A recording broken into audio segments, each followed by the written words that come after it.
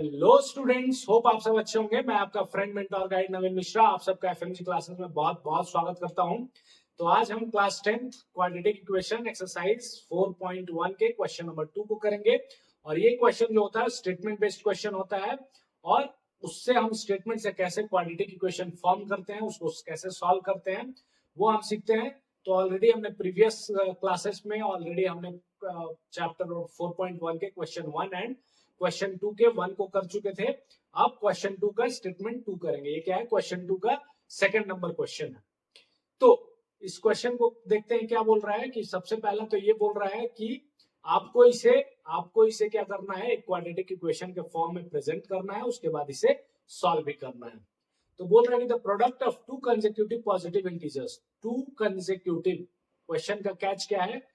Positive integer है, दो है, और कंसेक्यूटिव मतलब अगर एक कुछ है तो दूसरा उसके जस्ट बाद वाला होगा। और उनका क्या है? प्रोडक्ट क्या है उनका? 306 है। सो बताइए आपके इंटीजर्स क्या होंगे। तो सबसे पहले आप इसे क्या कर लीजिए, एक क्वाड्रेटिक इक्वेशन में के फॉर्म में लिख लीजिए। तो सबसे पहले आप लिख लीजिए कि let the first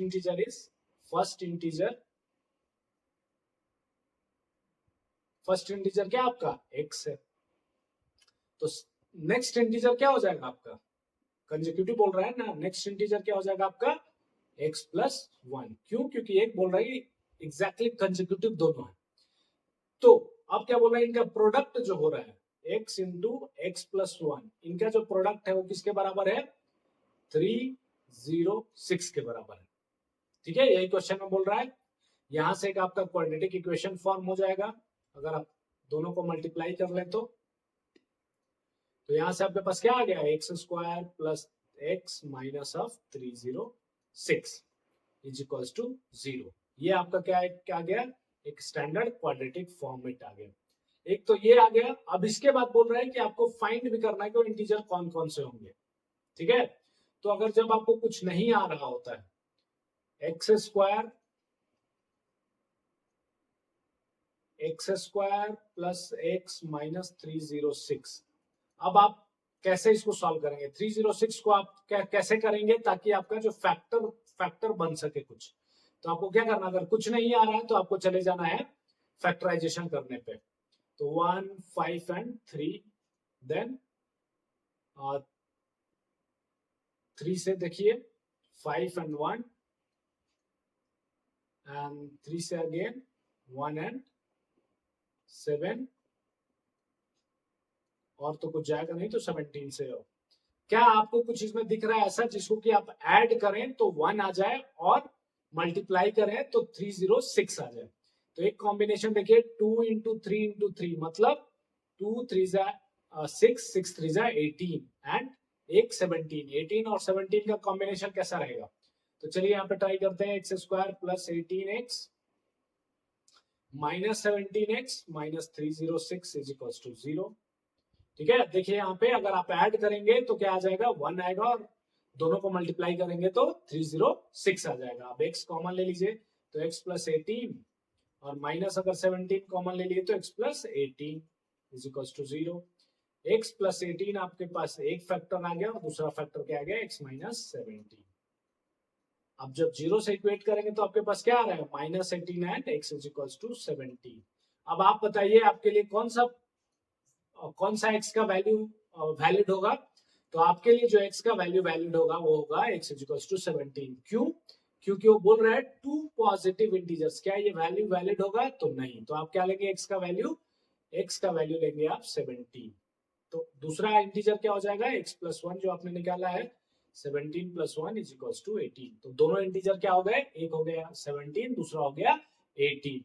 okay, hope आप सबको समझ में आया होगा। चलिए लगे हाथ हम क्या कर लेते हैं, थर्ड क्वेश्चन भी कर लेते हैं।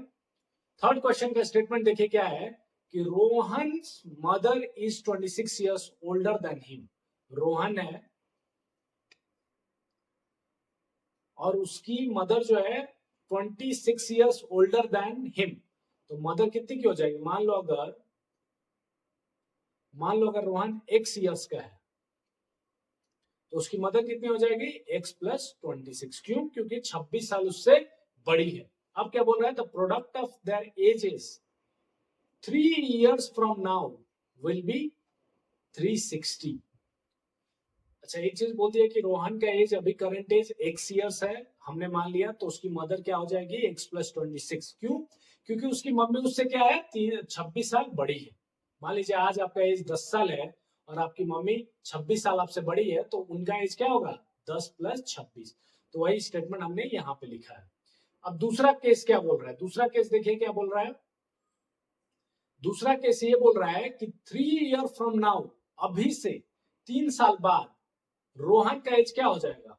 तो after 3 years, after 3 years Rohan का एज क्या हो जाएगा, तो रोहन हो जाएगा x + 3। सही है, क्योंकि अभी आप 10 साल के हैं, 3 साल बाद आप कितने साल के होंगे, 10 + 3 13 साल के हो जाएंगे।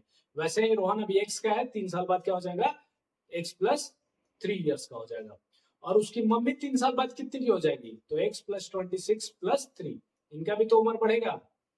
x + 26 तो अभी है, और 3 साल बाद क्या हो जाएंगी x + 26 + 3 years।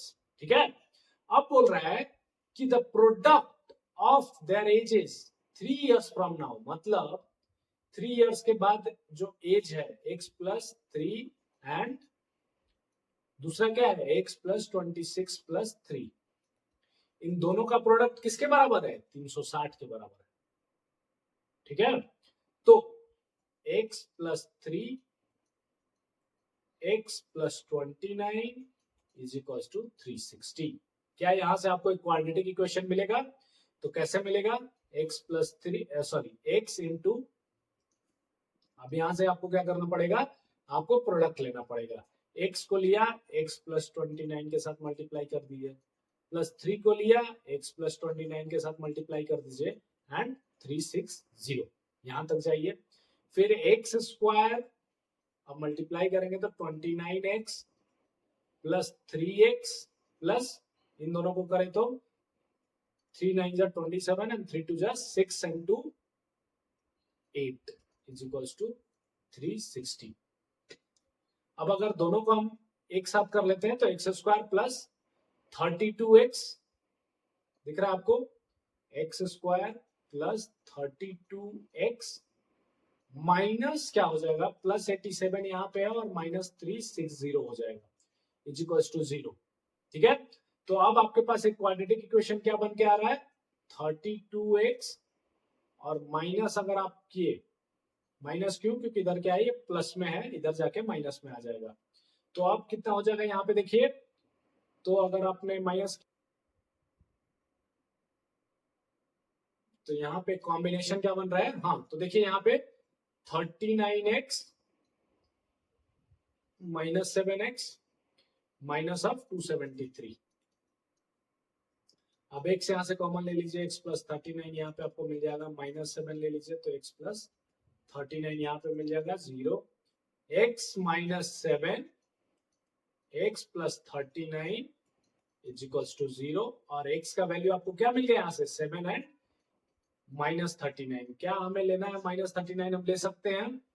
तो हमारा क्वेश्चन क्या बोल रहे हैं एज, तो एज -39 तो होगा नहीं, तो रोहन का एज क्या हो गया 7 इयर्स, तो मदर का एज क्या हो जाएगा, मदर क्या है 7 + 26 है, 26 साल रोहन से बड़ी है, तो कितनी की हो गई 33 इयर्स।